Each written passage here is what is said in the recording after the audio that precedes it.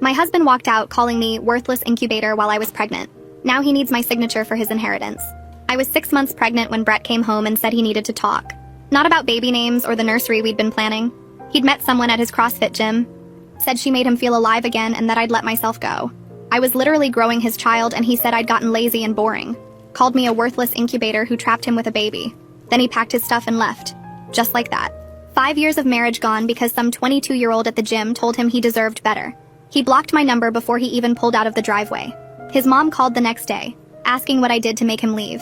Not checking if I was okay, just assuming I'd done something wrong. When I told her he left me for another woman, she said maybe I should have tried harder to keep his interest. His whole family unfriended me online that same week. I had to handle everything alone. Every doctor appointment, every birthing class, every middle of the night panic about being a single mom. Brett never asked about the baby, never sent money, nothing. I paid for everything myself while working until the day I went into labor. When our daughter Haley was born, I texted him from one of my friend's phones.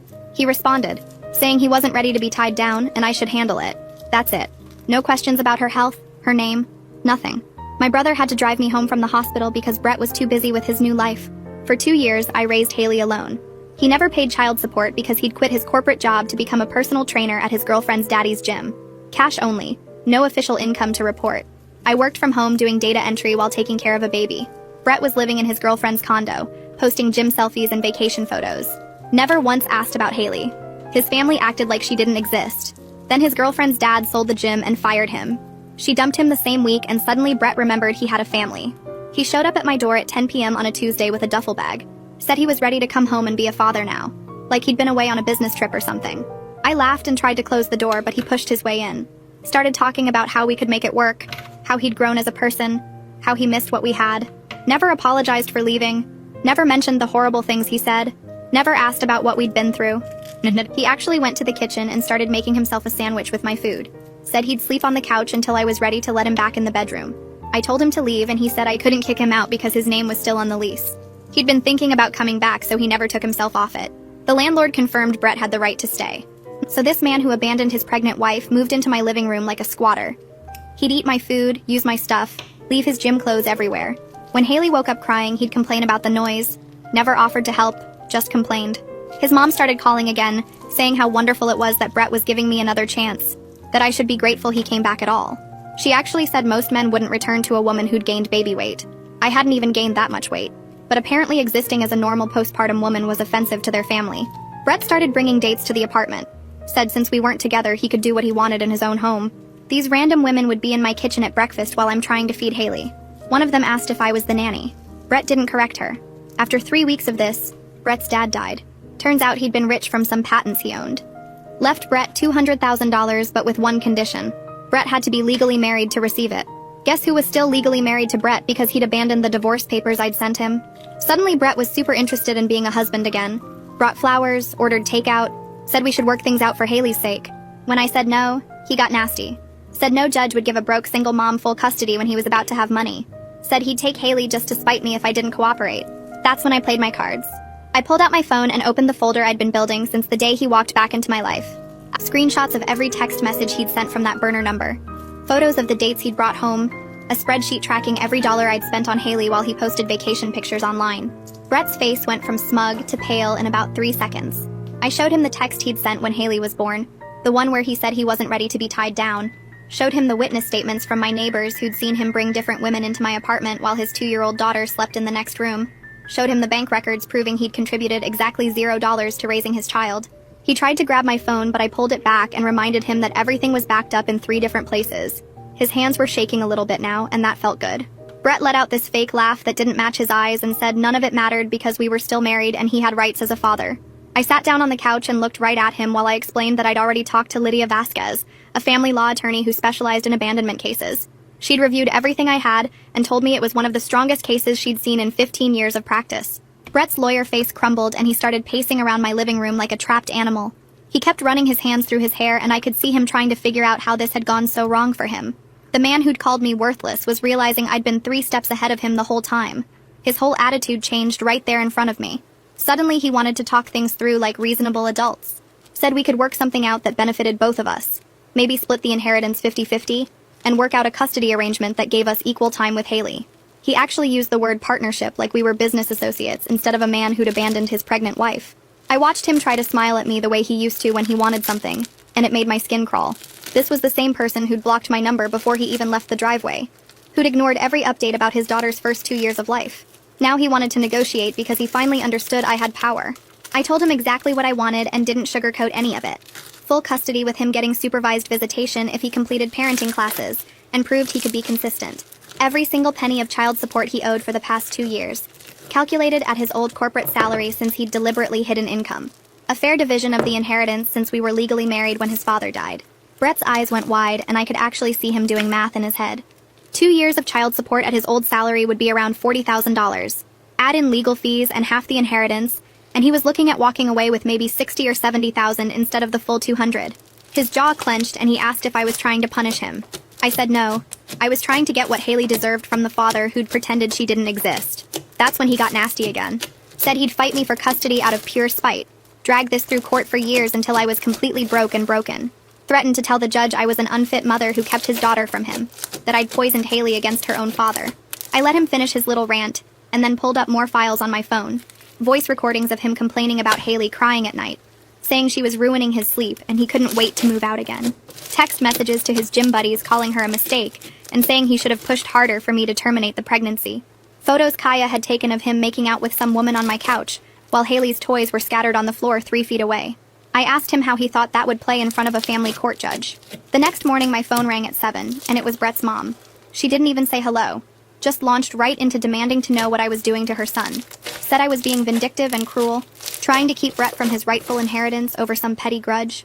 Asked how I could be so heartless when Brett's father had just died and he was grieving. I switched the phone to speaker and kept making Haley's breakfast while she talked. She went on about how Brett had made mistakes, but he was trying to make things right, and I was punishing him for being human. Never once asked about Haley, or acknowledged that her son had abandoned his pregnant wife and infant daughter.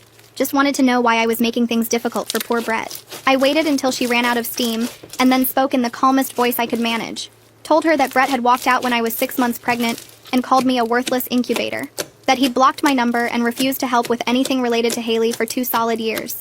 That he'd never sent money, never asked about doctor appointments or milestones, never even asked what we named his daughter. That he'd only come back when he needed my signature for money, and had been bringing dates into my home while his toddler daughter was here. She went completely silent on the other end. Then she said in this cold voice that I must have done something to deserve it. That good men didn't just leave for no reason. Said maybe if I'd been a better wife, Brett wouldn't have needed to find happiness elsewhere. Then she hung up on me before I could respond. Kaya showed up that afternoon with 2 bags of groceries and a determined look on her face. She'd been my neighbor since before Haley was born and had watched the whole situation unfold. Put the groceries away while I got Haley settled with her blocks, and then sat down at my kitchen table with a notebook. Said she'd been keeping detailed notes every time Brett brought a woman home, including dates and times and descriptions. Had written down every complaint he'd made about Haley crying or needing things. Every time he'd eaten my food, or used my stuff without asking. She'd even taken photos of his date's cars in the parking lot as proof of the timeline. Told me she'd testify in court if I needed her to. That she was sick of watching him treat me and Haley like we were nothing. I hugged her and tried not to cry because having someone actually believe me and support me felt overwhelming after years of doing everything alone. At Lydia's office, I spread everything out on her conference table. 2 years' worth of documentation showing exactly what kind of father Brett had been. The text from when Haley was born where he said I should handle it. Screenshots of his social media posts from expensive vacations while I was buying diapers with spare change. Witness statements from Kaya and my brother and the neighbors who'd seen him abandon us. Bank records proving 0 child support payments despite him working and earning money. Lydia went through it all methodically, making notes and organizing things into folders. When she finished, she looked up at me and said, this was one of the strongest abandonment cases she'd ever seen.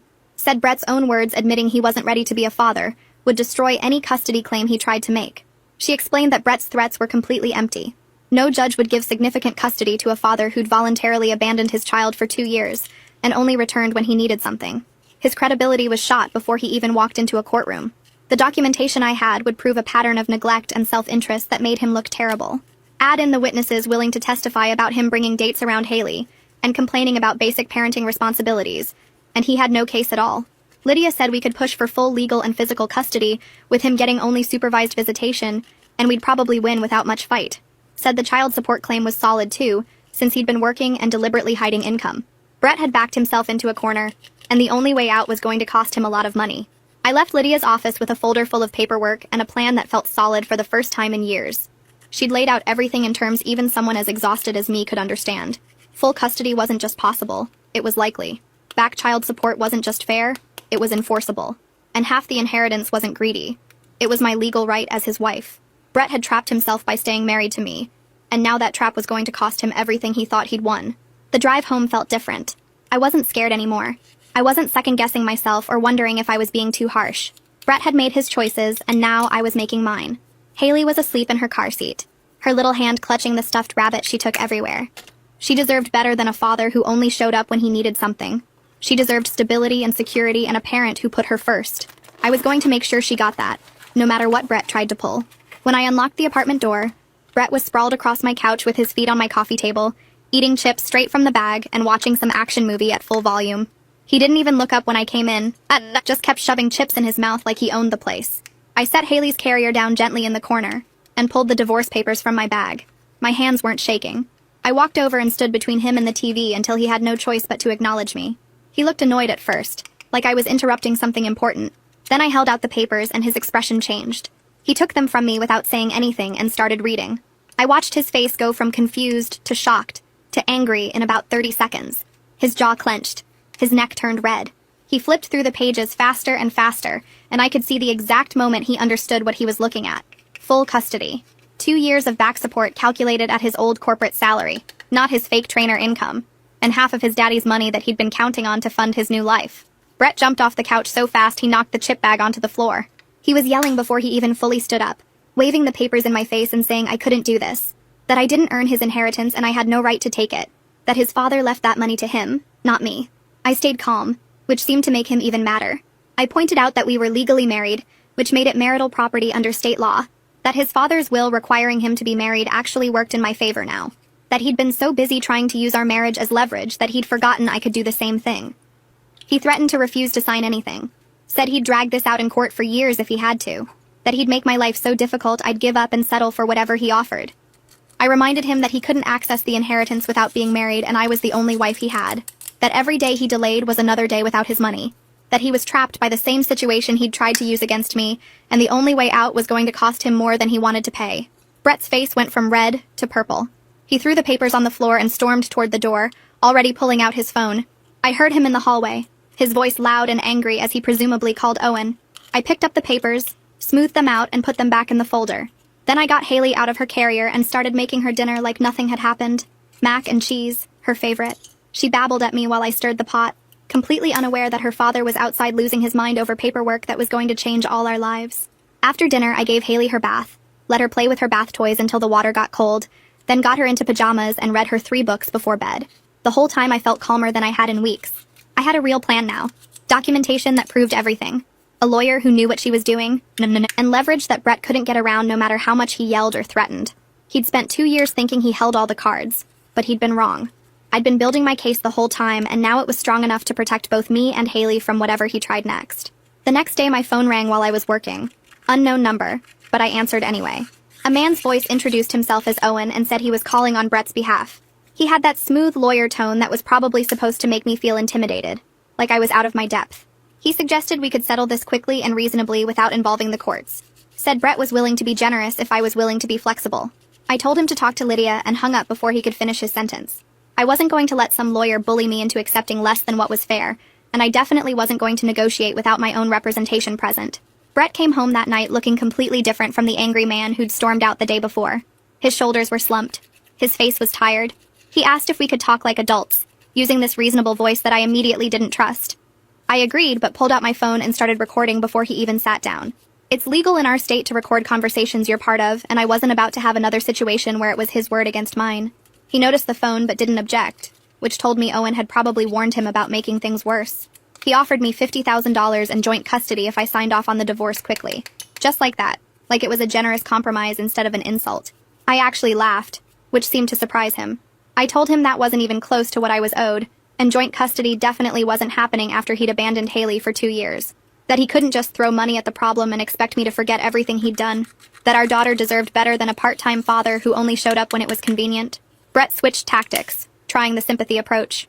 Said he was young and scared when I got pregnant. That he'd made mistakes, but he wanted to be a father now. That he'd grown up and learned from his errors. I asked him where this sudden desire to be a father had been during Haley's first steps, during her first words, during every middle of the night fever and every doctor visit and every milestone he'd missed because he was too busy posting gym selfies with his girlfriend. He didn't have an answer for that.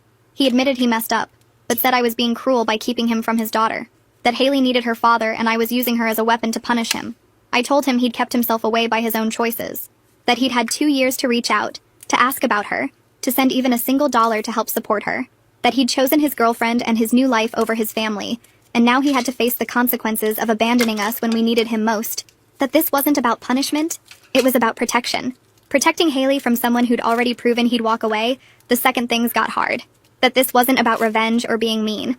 That this was about making sure Haley had a stable life with a parent who wouldn't disappear the second things got hard again. Brett stood up and left without another word. I heard the front door close and felt relief wash over me. For the first time since he'd shown up, I had real hope that this nightmare might actually end. Brett showed up the next morning with roses and a bag from the bakery down the street. He set them on the kitchen counter while I was feeding Haley breakfast. She looked at him like he was a stranger, which he was. He tried to smile at her, but it came out weird and forced. I told him the flowers and pastries weren't going to change anything. He said he knew that, but wanted to show he was trying. I reminded him that trying meant actions over time, not grand gestures when he wanted something. He nodded and asked if he could stay for breakfast. I said no. Haley needed routine and stability, not some random man showing up and confusing her. He looked hurt, but left without arguing. That afternoon, he texted asking if he could take us to dinner. I didn't respond. The next day, he offered to cook dinner at the apartment. I told him we already had plans. On Thursday, he brought toys for Haley. Expensive stuff from the fancy toy store downtown. She took one look at him and started crying. Reached for me and buried her face in my shoulder. Brett tried to hand her a stuffed animal, but she cried harder. I saw something cross his face. Shame, maybe. Or guilt. But then his jaw tightened and he got defensive. Said she was just tired and needed time to warm up to him. I told him she didn't know who he was because he'd never been around. That 2 years of absence couldn't be fixed with toys and forced smiles. That she was scared of him because he was a stranger to her. Brett set the toys down and walked out. Came back an hour later and tried again. Haley cried every time he got close. By Sunday, he'd tried 6 different approaches. Flowers, food, toys, offers to help around the apartment. Nothing worked. Haley wanted nothing to do with him, and I wasn't going to force her to accept him just to make him feel better about abandoning her. Monday morning, my phone rang while I was doing laundry. Lydia's name showed on the screen. She said Dave Solomon wanted to meet with both of us. Dave was the estate attorney handling Brett's dad's will. Apparently, there was specific language in the will about the marriage requirement that might work in our favor even more than we thought. She said Dave had some discretion as executor and wanted to discuss the situation. We scheduled the meeting for Wednesday afternoon. I arranged for Kaya to watch Haley. Brett texted asking what the meeting was about. I told him to ask his lawyer. When Wednesday came, I drove to Dave's office downtown. Brett and Owen were already in the waiting room. Brett looked nervous. Owen looked calm and professional like always. The secretary led us to a conference room. Dave was older, maybe 60, with gray hair and reading glasses. He shook everyone's hands and gestured for us to sit. Dave opened a folder and pulled out several pages. He explained that Brett's father had very specific requirements for the inheritance.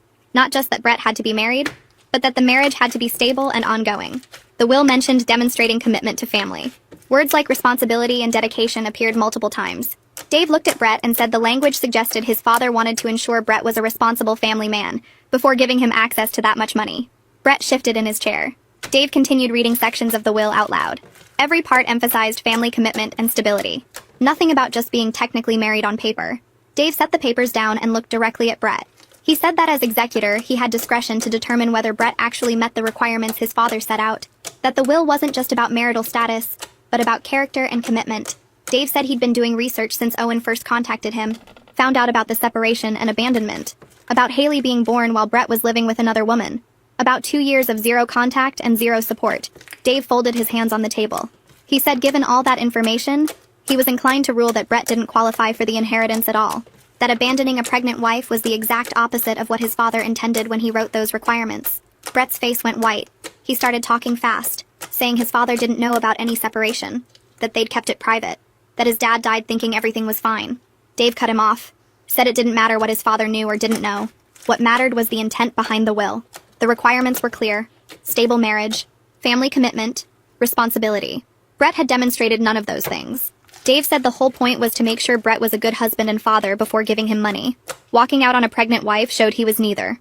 I watched Brett's whole plan collapse right in front of him. His face changed from white to red. His hands gripped the edge of the table. Owen put a hand on his arm, but Brett shook it off. He started arguing that this wasn't fair, that his father would have wanted him to have the money, that Dave was interpreting the will wrong. Dave stayed calm, said his interpretation was well within his authority as executor, that if Brett wanted to challenge it, he could take it to probate court. But that would take months and cost tens of thousands in legal fees. Money Brett didn't have. And even then, a judge would likely agree that Brett's actions showed a complete lack of family commitment. Brett slumped back in his chair.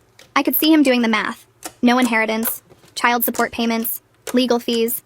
He'd end up with nothing or worse than nothing. Dave suggested a compromise, said Brett could still access the inheritance if he agreed to my terms, and demonstrated genuine commitment to supporting Haley going forward. Not just signing papers, but actually following through. Paying support on time, being present in Haley's life in a healthy way, completing parenting classes. Dave said this wasn't about punishing Brett. It was about making sure he took responsibility like his father wanted. That the money would be released once Brett proved he was serious about being a father instead of just wanting cash. Owen asked for a private conversation with Brett. They went to a smaller office down the hall. Through the glass door, I could see Brett getting more and more worked up. His hands moved around. His face got red again. Owen stayed calm, probably explaining how badly Brett had messed up by trying to manipulate everything. How he'd backed himself into a corner with no good options. They talked for maybe 15 minutes. When they came back, Owen did the talking. He said Brett was willing to accept my original terms with one change. He wanted scheduled visitation with Haley once the divorce was final, starting with supervised visits to build a relationship slowly, gradually increasing time if things went well. He said Brett understood he couldn't just show up and be a father overnight, that he needed to earn Haley's trust and prove himself. I looked at Lydia. She nodded slightly. I told them I'd consider supervised visitation only after Brett completed parenting classes and paid the first 6 months of child support up front. If he was serious about being a father, he could prove it with actions. Not promises, not flowers or toys. Real actions that showed commitment. Brett looked at Owen. Owen looked at Dave. Dave said that sounded reasonable and would satisfy the will's requirements if Brett followed through. Brett closed his eyes for a second, then nodded. Said fine. He'd do it. Owen pulled out his laptop and started typing. Brett sat with his arms crossed, staring at the table while the keys clicked. I watched Owen's face as he worked through each section, checking details with Dave and Lydia. The custody arrangement, the support payments, the inheritance split. Every few minutes, Owen would read a line out loud, and Brett would nod without looking up. His whole body looked tight, like he was holding himself together by force. Dave leaned over to review what Owen was writing and made a few suggestions about the language. Lydia did the same from my side, her pen marking notes on her own copy. The whole process took maybe 20 minutes, but it felt longer. Nobody talked except to clarify legal terms. When Owen finished, he printed 4 copies and passed them around the table. I read through mine carefully, checking every word. Full legal and physical custody to me. 2 years of back child support calculated at Brett's old salary, which came out to way more than I expected. 40% of the $200,000 inheritance. A visitation schedule that started with supervised visits twice a month and could increase based on how things went with Haley. Brett had to complete parenting classes before any unsupervised time. Lydia picked up her pen and added something at the bottom. She wrote that if Brett missed any child support payment or broke any part of the custody rules, he'd lose all visitation rights forever and owe extra money as punishment. She showed it to Dave, who nodded and added it to his copy. Owen read it and looked at Brett, who just shrugged and looked away. We all signed. My hand was steady when I wrote my name. Brett's hand shook a little when he signed his. Dave collected the papers and said he'd hold the inheritance money until the divorce was final, and Brett made his first support payment. Brett pulled out his checkbook right there at the table. He wrote a check for 6 months of support, his pen pressing hard into the paper. He ripped it out and handed it to me without making eye contact. I folded it and put it in my purse. Walking out of Dave's office, I felt like I could breathe for the first time in months. The air outside was cool and the sun was starting to set. My car was parked 3 rows away from Brett's truck. He followed me across the parking lot, calling my name. I turned around and held up my hand. All communication goes through our lawyers now. He needed to be out of my apartment in 48 hours like the agreement said. He opened his mouth to argue, but I was already walking away. I got in my car and locked the doors before he could say anything else. The next day, I went to work like normal. Kaya came over to watch Haley around 9 in the morning. She texted me at lunch saying Brett had shown up with boxes and garbage bags. He took his clothes, his gym equipment, the gaming system he'd bought with my money. He didn't say anything to Kaya, or try to see Haley, just loaded his truck and left. When I got home that evening, his key was sitting on the kitchen counter next to a coffee ring. No note, no apology, just the key. I picked it up and called Wesley right away. He said he could come by the next morning to change the locks and get the paperwork done to remove Brett's name from the lease. I also called my credit card company and changed all my passwords that night. Brett knew too much about my accounts and I didn't trust him not to try something. 6 weeks later, I stood in the courthouse hallway with Lydia. Brett and Owen were on the other side. maybe 30 feet away. We didn't look at each other. The judge called us in, and we sat on opposite sides of the courtroom. The whole thing took less than 10 minutes. The judge reviewed the settlement agreement, asked if we both understood and agreed to the terms, and signed the papers. That was it. I was officially divorced. Walking out, I felt lighter than I had in years.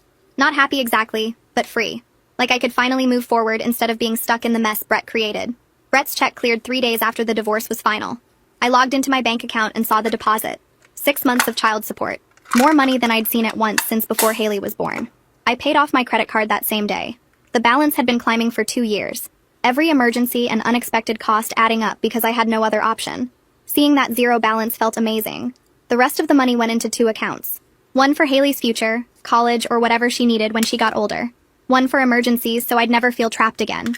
I could handle an unexpected car repair or medical bill without panic. I could breathe. 2 weeks later, Brett showed up for his first supervised visit at the family center across town. I drove Haley there and checked in with the supervisor, a woman named Sandra, who explained how everything worked. There was a playroom with toys and books where Brett and Haley would spend an hour together. I could watch through a one-way mirror in the next room. Haley held my hand tight when we walked in. She didn't know Brett at all. He was just some man who sometimes showed up and tried to talk to her. He'd brought a stuffed elephant and some blocks. Sandra introduced them and suggested they play together. I went to the observation room and sat down. Through the glass, I watched Brett kneel on the floor next to Haley. He showed her the elephant and she reached for it carefully. He tried to stack blocks with her, but she knocked them down instead. He looked nervous, his movements stiff and awkward. He kept glancing at Sandra like he needed permission for everything. Haley warmed up slowly, playing near him but not really with him. By the end of the hour, she was showing him her favorite book, pointing at the pictures. Brett read it to her in a quiet voice I could barely hear through the glass. When the visit ended, Sandra walked me back to the playroom. She said Brett seemed genuinely nervous and tried his best, though he clearly had no idea how to interact with a toddler. Every time Haley moved away from him, he'd panic a little. Every time she smiled at him, he'd relax. Sandra recommended he continue supervised visits for at least 3 months before we considered any changes. He needed to build trust with Haley slowly. I agreed. This wasn't about Brett getting what he wanted. This was about Haley having a chance to know her father if he could actually show up and be consistent. I enrolled Haley in a better daycare the next week. The old one was fine, but this new place had more activities, better teachers, and a curriculum that would help her learn. I could afford it now. I also started working toward a promotion at my job. My boss had mentioned it a few months ago, but I'd been too stressed to focus on anything beyond survival. Now I could actually plan for the future. I updated my resume. I took on extra projects. I showed up to meetings with ideas instead of just trying to get through the day. For the first time in years, I wasn't just surviving. I was building something. Not for Brett or anyone else. For me and Haley. For the life we deserved after everything we'd been through. Brett's mom called 3 days later. Her voice sounded different this time. Softer somehow. She said she needed to talk to me about something important. I almost hung up, but something made me wait. She started apologizing. Actually apologizing. For how she treated me when Brett left. Said she'd been thinking about everything since the divorce went through. Brett's dad had talked to her before he died. Told her he was worried about Brett's character. He'd seen the way Brett acted with money and relationships. The will wasn't just about marriage. It was about making sure Brett learned responsibility. She asked if she could meet Haley. Her only grandchild, she said. Her voice cracked when she said it. I told her I'd think about it and ended the call. I brought it up with Pearl at my next therapy session.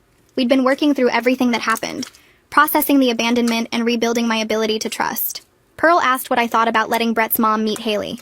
I said part of me wanted to say no just to hurt her back for how she hurt me. But Haley deserved to know her grandmother if she was genuinely trying to make things right. Pearl helped me see that protecting Haley didn't mean cutting her off from everyone connected to Brett. It meant setting boundaries and making sure any relationship was healthy and supervised. I decided to allow visits, but separate from Brett's time. She'd have to earn trust just like he did. The first meeting happened at the family center with a supervisor present. Brett's mom showed up early, holding a wrapped present and looking nervous. When she saw Haley, she started crying. Not dramatic sobbing, just quiet tears running down her face. She knelt down to Haley's level and introduced herself as Grandma. Haley hid behind my legs at first, but eventually came out when Brett's mom showed her the present. A stuffed bunny. They sat on the floor together while Brett's mom pulled out a photo album. Pictures of Brett as a baby, as a kid, growing up. She told Haley stories about her daddy when he was little, pointing at pictures and making Haley laugh. She told me she wanted Haley to know her family history. The good parts, at least. Before she left, she hugged me and thanked me for giving her this chance. Said she knew she didn't deserve it. Brett's supervised visits continued every week. Sandra reported that he was getting better at reading Haley's cues and responding to what she needed instead of what he wanted. He brought toys she actually liked instead of random stuff. He learned her favorite songs and started singing them with her. Haley stopped crying when she saw him. She'd run to the toy box and bring him things to play with. She still called him Brett, though, not Daddy. Sandra said that was completely normal and would change when Haley was ready. Trust took time to build, especially for a kid who'd never known him before. The inheritance check arrived on a Tuesday morning. I stared at the number. $80,000 after taxes and legal fees. 40% of $200,000. More money than I'd ever seen in my life. I took a photo of it before depositing it through my phone, like I needed proof this was real. The next day, I met with a financial advisor Lydia recommended. A woman who specialized in helping single parents build security. We set up a college fund for Haley that would grow over the next 16 years. Put money aside for emergencies, car repairs, medical bills, all the things that used to terrify me. Created a savings account I wouldn't touch except for real needs. For the first time ever, I had a safety net. I could breathe without worrying that one bad week would destroy everything. Kaya came over for dinner that Friday. While Haley played with her blocks, Kaya mentioned that one of her co-workers had been asking about me. A single dad with a daughter around Haley's age. He'd seen me at pickup once and wanted to know if I was seeing anyone. Kaya showed me his social media, just casual pictures of him with his kid at the park. Nothing weird. I told her I wasn't ready yet. Dating felt like something from another lifetime, back when I believed people meant what they said. But knowing someone was interested felt good in a strange way. Like maybe someday I could trust someone again. Not now, but eventually. Brett sent a message through the co-parenting app 6 weeks into supervised visits. He wanted to take Haley to the park alone, just the two of them. I read it twice, then denied the request. Typed out a response reminding him that the agreement required supervised visits for at least 3 months. It had only been 6 weeks. He needed to follow the schedule we'd agreed to. No shortcuts just because he was getting impatient. He responded an hour later asking if we could meet to talk about the visitation schedule. Said he wanted to discuss adjustments. I agreed, but only at a coffee shop with Lydia present. Made it clear this wasn't about him getting what he wanted faster. This was about Haley's welfare and making sure any changes were appropriate for her development. We set a time for the following Tuesday. At the coffee shop, Brett looked tired. He ordered a black coffee and sat across from me and Lydia. Started talking immediately, saying being a father was harder than he thought. He'd assumed it would be like playing with a kid for an hour then going home. Instead, he had to think about her needs constantly, pay attention to her moods, figure out what she wanted when she couldn't explain it. He said he understood now why I was being cautious. Asked what he needed to do to prove he was serious about being in Haley's life for the long term, not just when it was convenient. I looked at him for a long moment, told him the truth without sugarcoating it. I didn't know if I'd ever fully trust him after what he did. He'd abandoned me when I was pregnant and called me horrible things. He'd ignored his daughter for 2 years and only came back when he needed something. But I was willing to let him build a relationship with Haley if he consistently showed up and put her needs first. Actions mattered more than words. He'd have to prove himself over time. Not with promises, but with reliability. Brett nodded slowly. Said he'd been going to therapy too, working through why he ran away when things got hard. His therapist helped him see that he'd been selfish and scared. Afraid of responsibility, afraid of being tied down, afraid of not being the center of attention anymore. He admitted he'd hurt me and Haley in ways he couldn't take back. Said he was trying to become someone Haley could be proud of eventually, even if that took years. I didn't forgive him. I told him that straight up at the coffee shop while Lydia sat next to me taking notes. Forgiveness wasn't part of this deal and never would be. He could be Haley's father if he proved himself. But we weren't going to be friends. We weren't going to have nice conversations about our days or share parenting jokes. We were two people connected only by a kid, and that's all we'd ever be. Brett looked like I'd slapped him, but he nodded slowly. Said he understood and would respect that boundary. I didn't believe him yet, but at least he was saying the right words for once. The next 3 months went by faster than I expected. Brett showed up for every single visit at the family center. Never late, never making excuses. The supervisor called me after the 12th week and said Brett had completed all his parenting classes with good marks. She'd watched him with Haley through the observation window and saw real improvement. He was learning how to read her signals, how to play at her level, how to be patient when she got fussy. The supervisor recommended moving to unsupervised visits in public places with me staying close by. I agreed, but made it clear I'd be watching from wherever he took her. The park was busy on Saturday morning when Brett picked Haley up from my apartment. I followed in my car and parked where I could see the playground. Sat on a bench with my phone in my hand, ready to run over if anything seemed wrong. Brett carried Haley to the swings and set her in the baby seat, pushing her gently while she kicked her legs and laughed. He caught her at the bottom of the slide when she came down, making sure she landed safely in his arms. Watching him interact with her stirred up feelings I didn't want to deal with. Anger at all the moments like this he'd missed by choice. Sadness for Haley growing up without knowing her father for 2 years. But also this tiny bit of hope that maybe he was actually changing into someone who could be a decent parent. I hated that hope because trusting Brett again felt dangerous. Brett's mom started coming around more often after that. She asked if she could babysit Haley one afternoon a week, and I said yes after thinking about it for a few days. She showed up on time, brought age-appropriate toys, and genuinely seemed interested in getting to know her granddaughter. One evening while Haley played with blocks on the floor, Brett's mom sat at my kitchen table and apologized again. Said she'd spent years making excuses for Brett's bad behavior instead of holding him responsible. She'd blamed me for his leaving because it was easier than admitting her son was selfish and cruel. Watching him try to be a better father now made her see how much damage she'd done by enabling him. I thanked her for the apology and told her I appreciated her effort with Haley. We'd never be close, but at least she was trying to make up for lost time. My boss called me into her office on a Wednesday morning and I thought I was in trouble for something. Instead, she offered me a promotion to team lead with a big raise and better benefits. Said she'd been watching how I handled everything over the past year while keeping my work quality high. She saw leadership potential in me and wanted to give me more responsibility. I accepted immediately and called Kaya from the parking lot to tell her the good news. The extra money meant I could finally stop worrying about every unexpected expense. Could start planning for Haley's future instead of just surviving week to week. 6 months after the divorce was finalized, I looked around my apartment and realized how different everything felt. I had money in savings, full custody of Haley, a support system that actually helped instead of judged, and peace in my own home. Brett couldn't just show up anymore or eat my food or complain about my kid. The locks were changed. His name was off the lease and he only saw Haley during scheduled times. I'd gone from terrified single mom being threatened by her ex to someone who'd built a stable life through sheer determination. Brett hadn't ruined me like he'd tried to. I'd rebuilt everything stronger than before. Haley started calling Brett by a name on her own without anyone teaching her. She'd point at him during visits and say Daddy Brett, which the child psychologist told me was normal. It showed she was putting him into her understanding of family as someone separate from me but still connected to her. I was okay with it because Haley knew I was her main parent. I was the one who fed her breakfast, took her to daycare, read her bedtime stories, and comforted her when she had nightmares.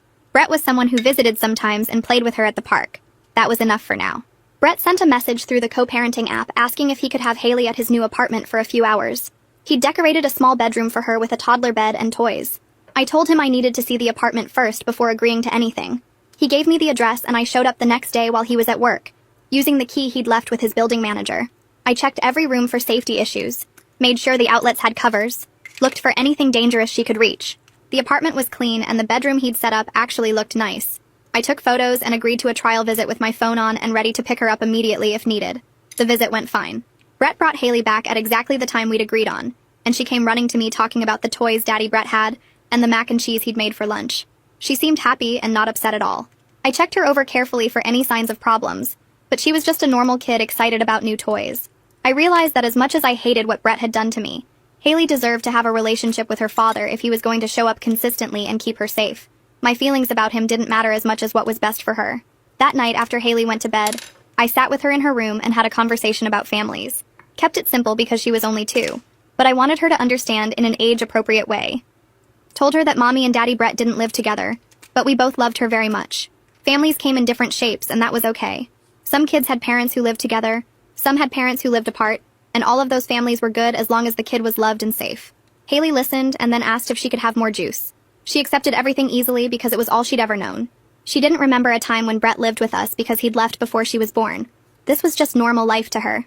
Over the next few months, Brett's payments showed up like clockwork in my account. He never missed the 15th of the month, and sometimes he'd add extra with a note in the co-parenting app saying it was for Haley's daycare or new shoes she needed. I didn't thank him because this was what he should have been doing all along, but I noticed the consistency. Owen called Lydia one afternoon and told her that Brett was working with a therapist to understand why he'd run away from his responsibilities. Owen said Brett knew he could never fix what he'd broken, but he was trying to be the father Haley deserved now instead of the one who'd abandoned her. I told Lydia I didn't need to hear about Brett's therapy journey, but part of me was glad he was at least trying instead of just going through the motions to keep his visitation rights. Kaya invited me to coffee one Saturday morning and brought along someone she wanted me to meet. His name was Noah and he had a daughter named Sophie who was 3, just a year older than Haley. We talked about the chaos of raising toddlers and the exhaustion of single parenting, and he didn't push when I kept the conversation light and avoided talking about Brett. Noah asked if I wanted to get coffee again the next week and I said yes, but told him I needed to take things really slowly. He nodded and said he understood completely, that he'd been through his own divorce and knew what it felt like to be cautious about trusting someone new. When I introduced him to Haley a month later at a park playdate with Sophie, she immediately wanted to play on the swings with the other little girl. Watching them laugh together while Noah and I sat on a bench nearby, I realized I could actually imagine a future that included partnership instead of just surviving alone. A year after Brett had shown up at my door with his duffel bag expecting to move back in, I sat at my kitchen table and looked at my bank account. I had savings that would cover 6 months of expenses if something went wrong. I had a promotion at work that came with better pay and actual career growth potential. I had a co-parenting arrangement with Brett that was stable and consistent, even if our relationship would never be friendly. Haley was thriving in her new daycare and had friends she talked about constantly. Noah and I were dating seriously now, taking our time but building something real. Brett hadn't ruined my life the way he'd tried to. I'd rebuilt everything he'd destroyed and made it stronger than it had been before. Haley played with her blocks in the living room, building towers and knocking them down while laughing at the crash. I watched her and thought about everything that had happened since Brett walked out calling me a worthless incubator. His abandonment had been the most painful thing I'd ever experienced, but it had also taught me that I was capable of anything when I needed to be. I'd protected my daughter when no one else would. I'd stood up for myself when his family tried to shame me. I'd created a stable, happy life through my own strength and determination. That was something Brett could never take away from me, no matter what happened in the future. And it was something Haley would learn from as she grew up, watching her mother handle hard things with courage instead of giving up. She'd know that being strong didn't mean never being scared or hurt. It meant pushing through anyway and building something better on the other side.